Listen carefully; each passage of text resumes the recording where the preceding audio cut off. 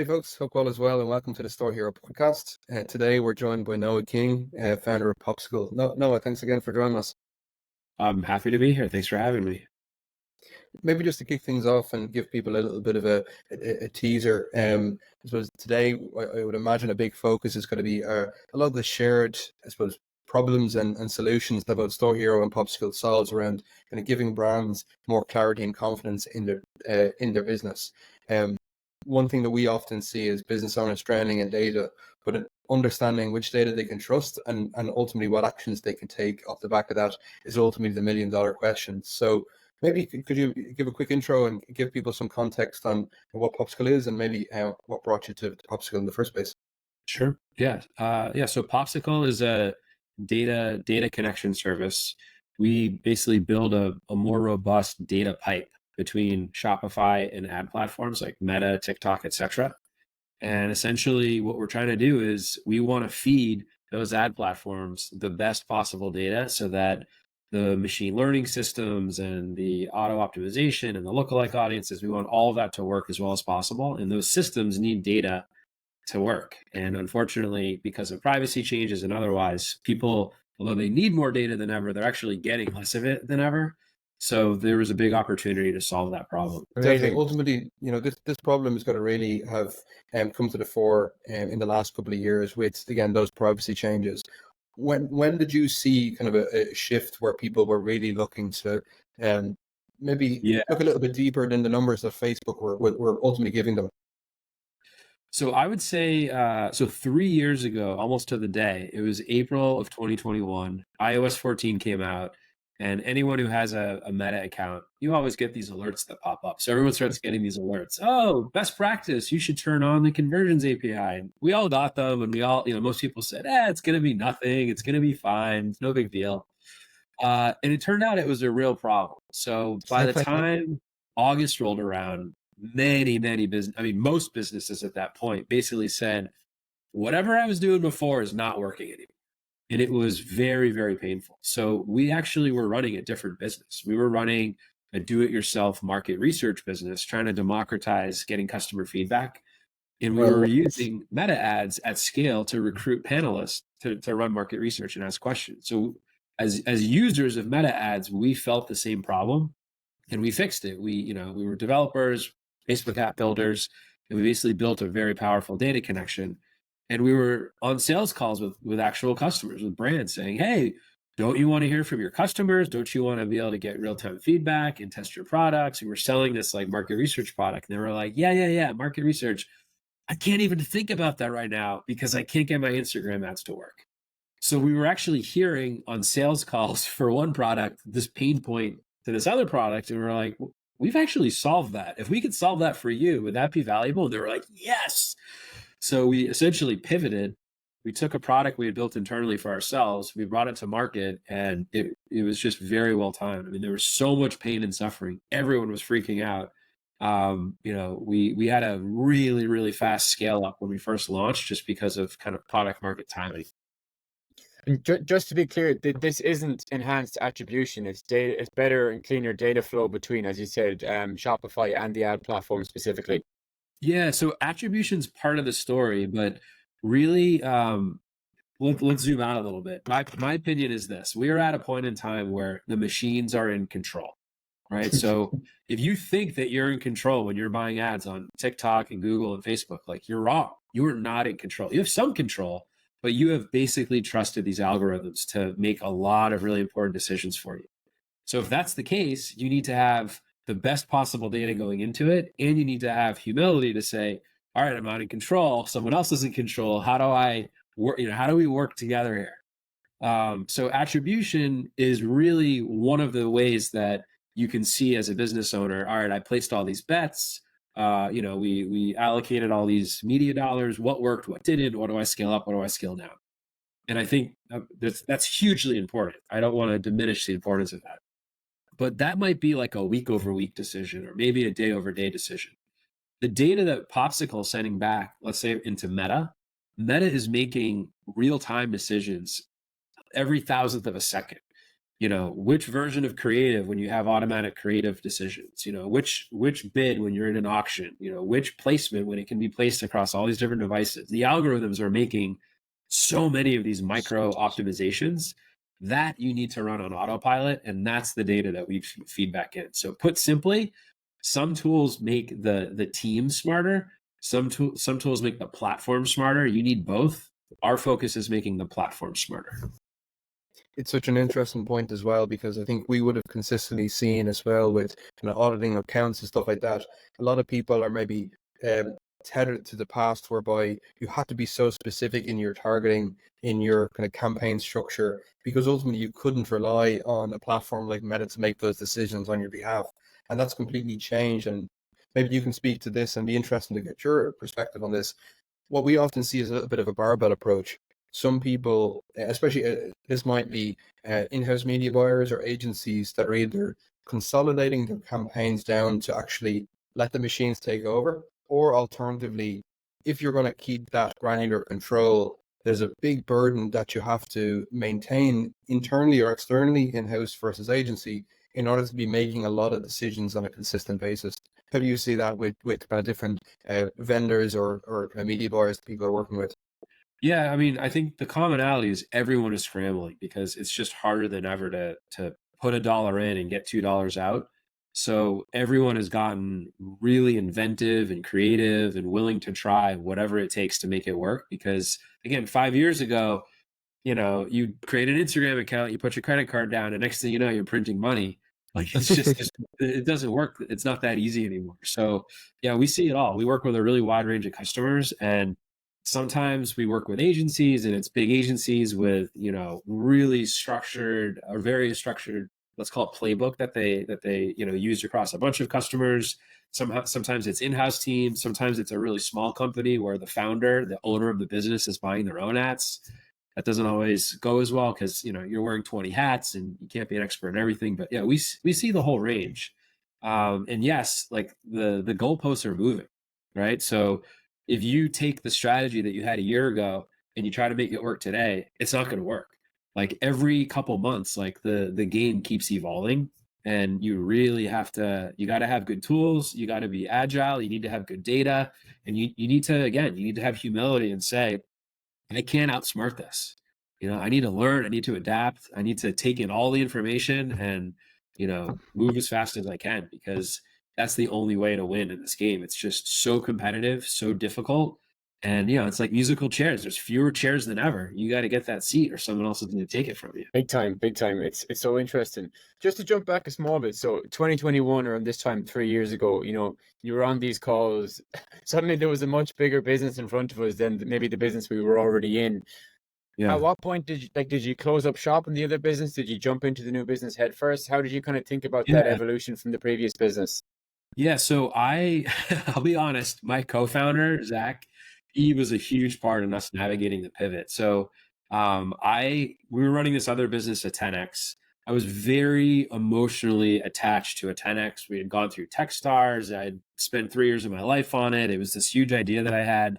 And, like any founder, you kind of have to be a bit stubborn. You have to stay with it even when signs tell you not to. And at some point, the signs are really telling you it's time. And at some point, you have to listen.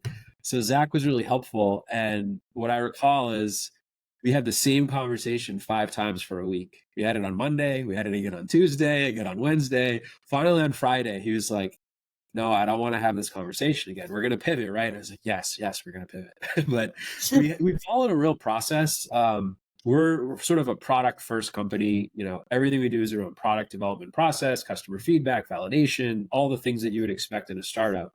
So what we originally did is we said, all right, we have a hunch that there could be something here. Let's quickly, we did a 1-month sprint. Let's quickly augment our internal product. Let's make it this external beta. Let's ask everyone we know. We're going to call in favors from friends. We're going to ask everyone we know, hey, we have this new beta. It fixes iOS 14. Do you want to try it? We're doing free trials. This was in the month of May, 2 years ago. And we decided if we could get 5 yeses in the month of May, that would kind of validate, all right, there's probably something here. If 5 people say yes, there's probably some product market fit. We got 20 yeses and we never looked back. It really took off. And basically from May to November, we went from 0 in revenue to 20K a month in recurring revenue just on that Popsicle product. We weren't able to maintain that growth trajectory, but like it was such an acute burning problem that we could finally try to solve. People were coming to us and saying, even if you might be able to solve this, I will do whatever it takes to try this. Take my money. Here's my credit card. Like, turn it on, because there was desperation. I mean, absolute desperation. So once we got that clear sign in May, there's something here. Then in June, we said, all right, are people willing to pay for it? Can we get early revenue? And once we saw we had early revenue, we very quickly communicated to our investors, made a decision as a company, and basically phased out the previous business, and then formally pivoted, rebranded, launched a site. I mean, that summer was absolutely bananas. Like, we were just working around the clock trying to steer this thing.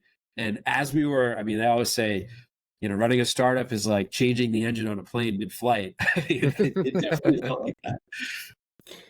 Yeah, preaching to the choir. I think everyone on the call this is more of a therapy session maybe than a podcast. But anyway, but yeah, like I suppose in that time, I could only imagine you've experienced and seen the gamut of not only this acute issue, but some of the key challenges and kind of the variety of experiences that direct-to-consumer e-commerce brands have had. Do any particular challenges stand out in your mind that you see consistently that people are spending a lot of time there, those burning issues that are front of mind, I suppose? Yeah. So again, my lens is really specific to paid marketing, paid advertising. But the biggest pain point, that this was true 3 years ago, it's true today, it'll probably be true next year. It's just around consistency, predictability, being able to forecast. What's really, really frustrating for these businesses is, you want to be able to say, all right, I've got a $10,000 budget for this month. I'm going to put $10,000 in and I'm going to get X many sales at this profit margin and be able to turn it into growth. It's great to plan that, but then in reality, it's so erratic and inconsistent. So, one of the phrases we've come up with is the ROAS roller coaster. If return on ad spend 1 week is 3.0 and then it's 1.0, I mean, you get whiplash because your business is all over the place. And am I spending too much? Am I spending too little? It's really, really confusing. And it's the, you kicked it off at the beginning. You said people want to feel in control. They want to have confidence. It's really, really hard to feel in control when you're on that roller coaster. And in particular, if you're trying to make decisions and you're not really sure what you're looking at, you're kind of operating blind. And that's, not only is it dangerous for the business, but just imagine, the stress and the sleepless nights. And, it's really very, very hard on businesses when they're operating, they're going through a minefield and they feel like they've got one arm tied and they're half blindfolded and there's a machine steering for them. I suppose prior to iOS 14, it probably was a little bit more predictable to a certain extent. But I suppose, just going back to your point, I'd imagine talking to brands in May of 2021 and having a solution to the huge problem that was now facing brands. You were essentially selling free gold to businesses, I'm sure people were screaming, kicking down the doors, trying to get this fix installed. So sounds really, really exciting. Any just thoughts, I suppose, it's definitely the world you're living in. What impact do you think the iOS 14 introduction had on D2C as a whole? Be interesting to hear some kind of anecdotes or stories from yourself. Yeah, I like using metaphors because it's so abstract to think about. Like, most people have a really hard time mentally picturing, like, what is a learning model and how do these machine learning systems work? And I've got this pixel and I know it's getting data, but like, what is it actually doing? I think of the machine. I'm going to focus on Meta primarily. That's been our sweet spot, but also I think it's the channel most people are most invested in. Sure. I would say that the system that Meta has built is like a Formula One race car engine. It is unbelievably sophisticated, the most powerful system in the world. This is why Meta makes $130 billion a year in ad revenue. And it's not that we're talking about some other company. Like, they built a better mousetrap in 2016, and it's taken them all the way to here. They hired all the smartest AI people, everything, right? So if you have this incredible engine and the business owner is maybe the driver in the car, well, like, you can't drive that well if the windshield is so covered with bugs and dirt that you can't see where you're going. And the engine's not going to go that well if instead of putting race fuel into it, you're putting chocolate milk into it, right? So if you have bad data going in and you have bad visibility into what's in front of you on the road, it doesn't matter that you're in a Formula One race car. You're going to break down. You're going to end up off the side of the road. So in some ways, like, it's that simple. You need to see where you're going. You need to see what you're reacting to in real time. And you've got this powerful engine. You got to put the right fuel into it so that it's revving really high and it's turning it into forward motion. It's so true. And I think with that analogy as well, it's like, even should the driver be in the driver's seat? Is there in the first place, is there an opportunity to step back and say, okay, should the car can drive itself at this point? and again, all feeds back to that same analogy. Changing. So I think it's funny. I hear a lot of conspiracy theories, which I don't subscribe to, but some people basically are saying, "Oh yeah, Facebook, Meta, they're trying to push you out of the way. Everything should be on autopilot. That's what they're pushing for." Well, part of the problem is, all these self-service ad platforms. Sure, our SaaS businesses, we want to work with brands doing, millions a year in revenue, 7-8-figure brands. But if you look at the long tail, 80% of Meta and Google's revenue is coming from small businesses, mom and pop shops, putting their credit card down, buying it themselves. Probably the brands we're working with are in that, upper quartile. And then like 1% of the brands are the big brands like the Cokes and the Pepsis. So yeah, it's just, it puts into context that most people are amateurs. They're non-professionals. They're amateurs. They're doing their best. They mean well. They don't know what they're doing. And, that's totally understandable. But these systems have to work no matter what. So they build tools where there is a really good autopilot and you don't have to be a great driver. You just do the basics and it'll do the rest for you. So I'm actually a really big proponent of that happening. I think that there are a lot of best practices that are regularly followed. So if the self-driving aspect is working pretty well, that's probably going to help more people than it hurts. But I think for the advanced users, they have to learn, when do I want to override? When do I want to turn off autopilot and get my hands back on the wheel? And, that's for the advanced class. And maybe those people will have upsized returns. But it's very dangerous when you have an amateur think that they're the professional. And, that can lead to very inefficient spend as well. And one piece we also see as well is, we're having this conversation around, in whatever North Star metrics that people use as a proxy for success, whether it's ROAS or whatever the case may be. Those Right. metrics are constantly evolving and getting closer to the core business KPIs, which is fantastic. There was a day in which we were using clicks and reach and impressions as purely the indicator of success, so we've come a long way. The other piece we see consistently is, again, without clarity as to what the ROAS number is, or alongside that, they also don't know what good looks like, because every business is going to be completely different in order to, some businesses will be very profitable with a 3 ROAS. Some businesses will need a 3.5 to break even.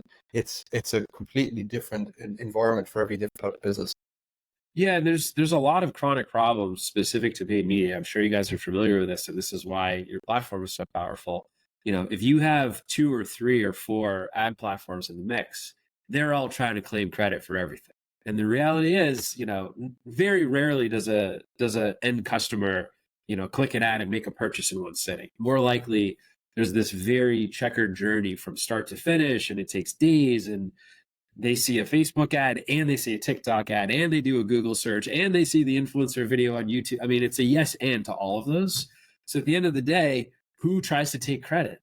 Was it the Klaviyo email? Was it the influencer campaign? Was it the Google search? Was it they're all going to try to say yes. So if you just trust each platform to grade its own homework, it's never going to add up to 100. It's going to add up to more than 100 because the same purchase is being counted multiple times. So one of the trade-offs with that autopilot is, whether it's Meta, whether it's Google, whether it's TikTok, whoever it is, even Klaviyo, right? If they only have a line of sight into their data silo, they're going to think that that's the whole picture, and it's not. So they might be optimizing based on what they're seeing, but they're taking credit for something that's actually got an external factor that they're not aware of. So that's the other, it just gets very complex and very dangerous. So in general, I see that as businesses turn on more channels, as they are utilizing more platforms, you start to have incompatibility. You start to have this, it's not intentional, but you start to have this sort of attribution infighting. Complexity can really create a lot, or maybe not create, but exacerbate a lot of these underlying issues. Big time. In terms of, I suppose, so like obviously Meta, a lot of brand owners, I'm sure, listening to this, brand owners would think Meta should be incentivized to solve this problem. Why do you think they haven't, or what allows you to create a better data flow between the platforms than Meta, which have multiple billions of dollars and thousands of engineers working on this? So there's 5 billion reasons why Meta can't solve this.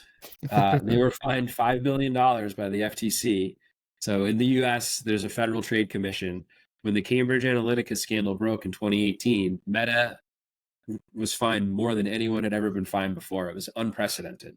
And in addition to paying $5 billion in fines, there's an FTC oversight committee that Meta's most senior executives and board have to report to. So they basically, it's a very crude metaphor, but they're hanging themselves by their own rope, as the saying goes. So when iOS 14 came out, sorry, this is going really down the rabbit hole. When iOS 14 want to go. Apple made the change. There's, this is Apple's fault. Apple's blocking all the data. It wasn't Apple's fault. It was Meta's fault. Because if I have, here's my iPhone. If I have an iPhone and an iPad and a work computer and a laptop and a this and a that, I've got all these devices. If I opt out just on my iPhone, just on my Instagram app, that's like one opt out of like 30, right? 5 different apps, 5 different devices. You do the math. Well, it's 25. But anyway, you might opt out of one of those instances. But Meta, because of this steering committee, said, oh, well, once Carl opts out, we're going to have Carl's entire profile across our entire suite of apps. He's going to be marked as an opted out user. And now when he's on his IBM desktop computer at work and he goes on Facebook.com, we can't share the data there either because Carl has been opted out. So that was not an Apple decision. That was a Meta decision. And that's why it took a couple months between April and July. People think it was iOS 14.5. No, it was when Meta decided that an opt-out in one location becomes an opt-out everywhere. And that was unbelievably damaging. It's nearly like a victim of their own success, by nature of the fact they were able to build such an impressive system that allowed for those integrations was probably the reason it exacerbated the problem then, at least their problem. Yeah, and I think part of it's just US culture. I remember in 2008, we had the whole financial housing crisis. For some reason, we always pick like the biggest person to complain about. So like then it was Bank of America. And, in the early 2000s, when a lot of small businesses closed and the big box retailers came in, everyone was complaining about Walmart. So it's like, oh, it's Walmart that's the problem. It's Bank of America that's the problem. It's Meta and Facebook that's the problem. And we have a culture where we actually let a lot of people bend the rules, but we make an example of whoever's doing it to the most extreme. And unfortunately, Meta got caught. They got caught taking it to the next level. And they've been paying the price ever since. Very Definitely, interesting. it's- Big one. Can you say go ahead? Really, really interesting. So like typically when a brand comes on board, is there much of an onboarding, or like just to if I was to install Popsicle today for my brand, at what point can I be confident that there's an improved data flow if I was to start running ads? When? Yeah, so a lot of people ask around like time and around spend. It really has to do with signal volume. So, ultimately, again, we're turning data into fuel that powers this machine learning engine. And Meta has been very public. Ask any Meta rep, you need 50 conversions a week for the system to kind of exit the learning phase. So if we work with a business that does 1,000 purchases a day, we might turn on the software at 9 a.m., right? They install the app, it just instantly starts working. By 10 a.m., it's already fully ramped up because they already did 100 purchases in an hour. We might work with a second business that does 3 purchases a week. They might actually need a whole month to ramp up. So with that in mind, we have a 3-week free trial. For most brands, 3 weeks is enough time, but it really has to do with the volume of orders. But yeah, essentially, once you have a better data connection, usually pretty instantly you just feel a difference. Going back to this car metaphor, if you're trying to drive and you can't really see, like you start guessing, you start filling in the gaps. So essentially, what causes that ROAS roller coaster is, the system is trying to make a decision. It doesn't have the data it needs. So it starts filling in the gaps and it guesses. They call it modeled. It's not modeled, it's guessed. So, sometimes it's going to guess too high, sometimes it's going to guess too low, but it just doesn't feel like there's a connection between what you're seeing in your store and what the system is telling you. And whether it's a lag or there's overcounting or there's undercounting, usually people have this feeling of like, okay, I just got emailed that we got 10 orders and I logged into my account and I'm not seeing the 10 orders. What's going on? So when you're used to that feeling of maybe being disconnected or there being some sort of gap, all of a sudden it's synced up again and you're like, oh, okay, it's working again. So everyone has a feeling. We often, we check in with people, oh, how's it going? It's been a week. How's your trial going? They go, it just feels better. Well, that's not easy to quantify, but I think that's part of that confidence and part of that sense of security. Definitely.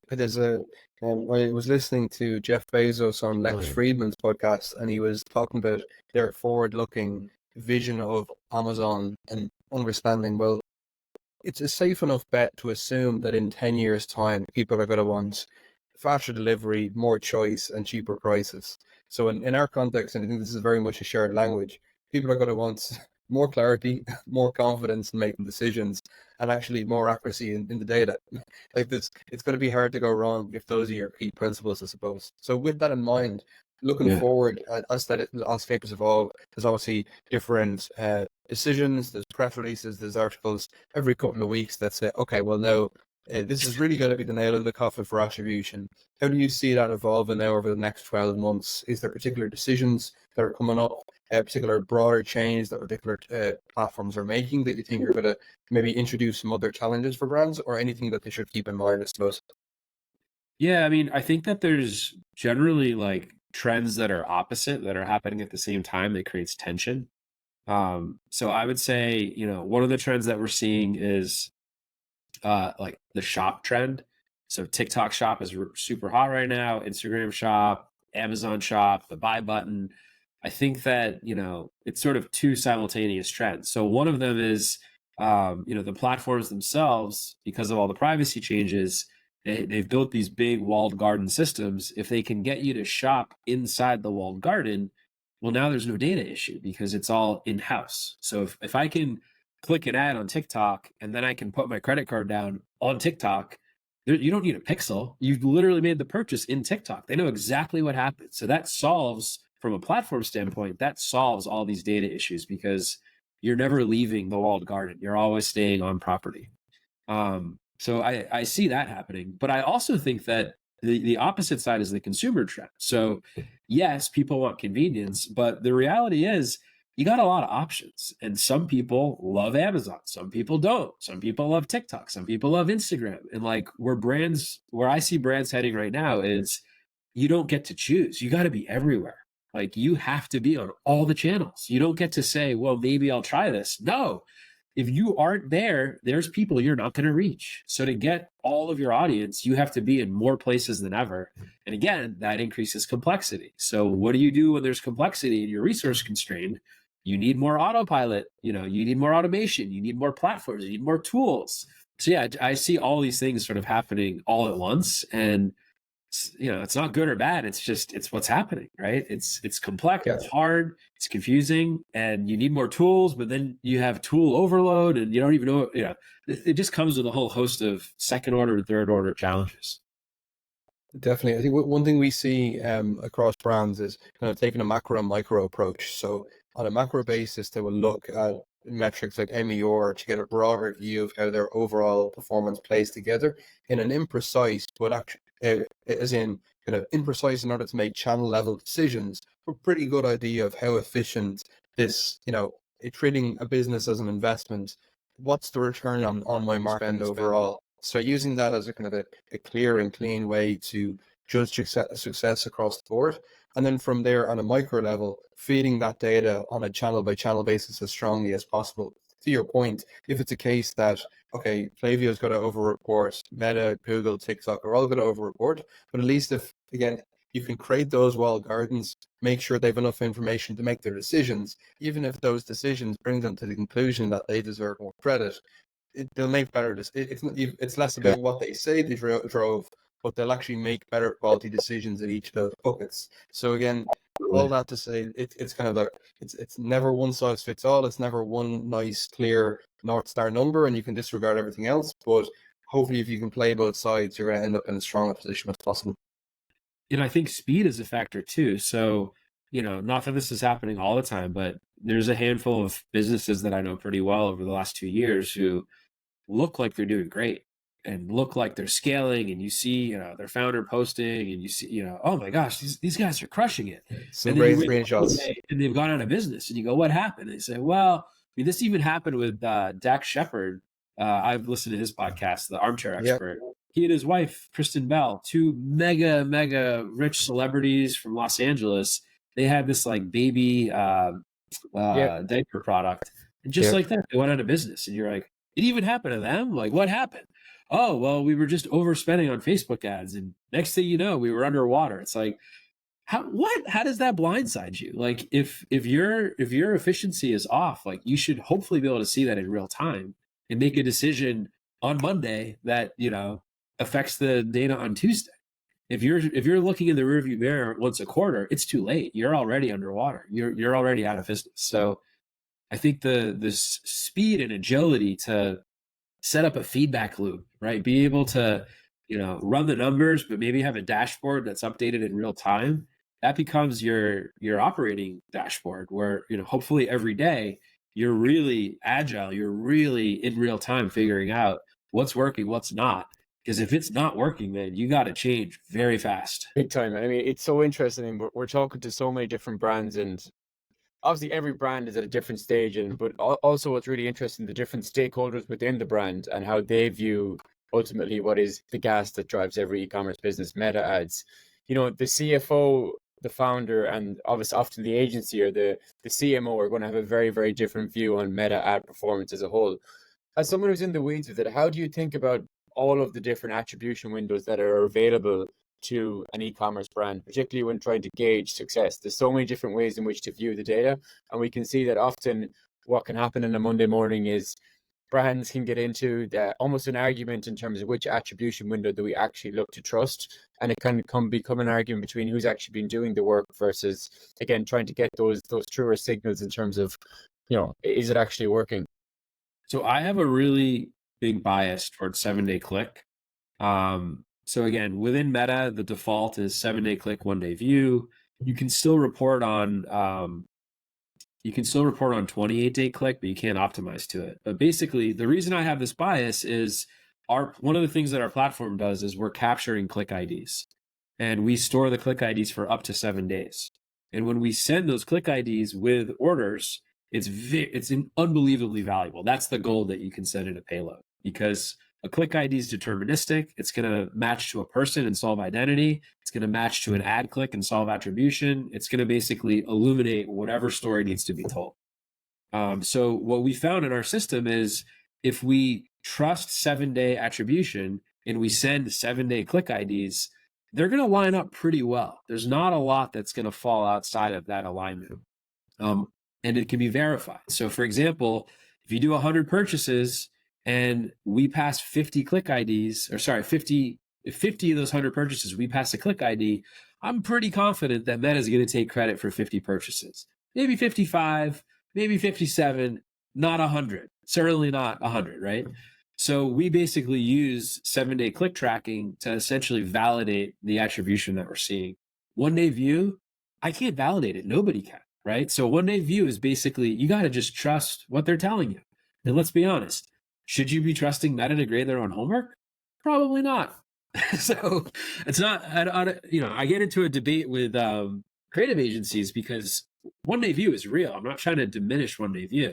It's useful. You should look at it. It's particularly useful for upper funnel branding and video creative and consideration driving, all that stuff. I'm not trying to say it's not useful, but it cannot be validated.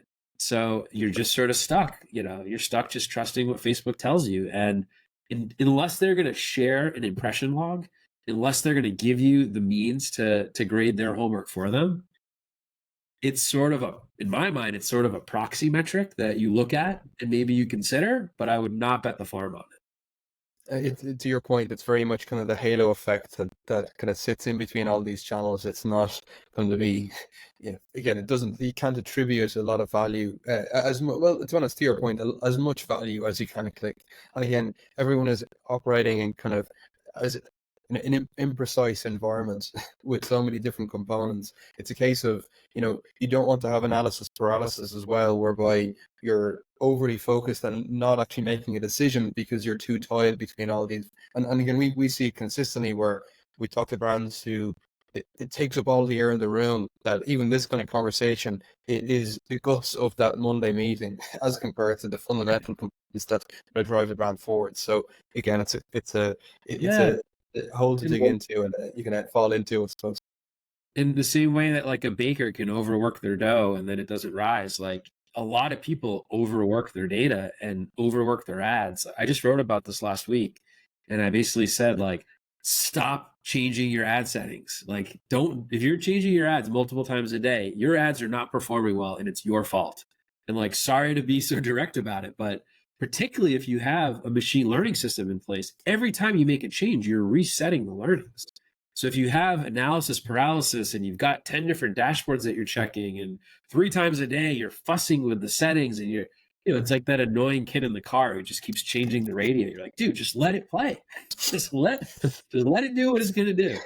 Analysis paralysis is really a problem because people overthink and overwork and overhandle, and it's actually hurting them. Like, do less. Fantastic. I think that's a nice way to put a bow and even revisit those initial points we spoke about. It's ultimately this understanding when to take action and when not to, and ultimately allowing that kind of data flow to make sure to the greatest extent possible that that data is it is feeding back, and you're putting Meta in the driver's seat to whatever extent you want to, I suppose. So that's great. I think a lot of really good takeaways for brands in order to kind of find that balance and set themselves up for the next couple of months. I suppose to close off, if people want to learn more about Popsicle, where can they find you? What would you recommend as the next step? We publish a ton of content on LinkedIn. You can check me out on LinkedIn. I think my handle is Digital Noah, but you can just search for my name, Noah King. And you can go to our website, popsicle.com, but it's Popsicle with an X instead of a C, kind of a head nod to the pixel. Nice. Didn't get that, actually. That's good. Good to know. You may have been clever there. Maybe it should have been simpler. Yeah, it is what it is. There we go. Fantastic. Well, again, really appreciate the time, and looking forward to speaking again soon. Thank you for having me. I appreciate you guys.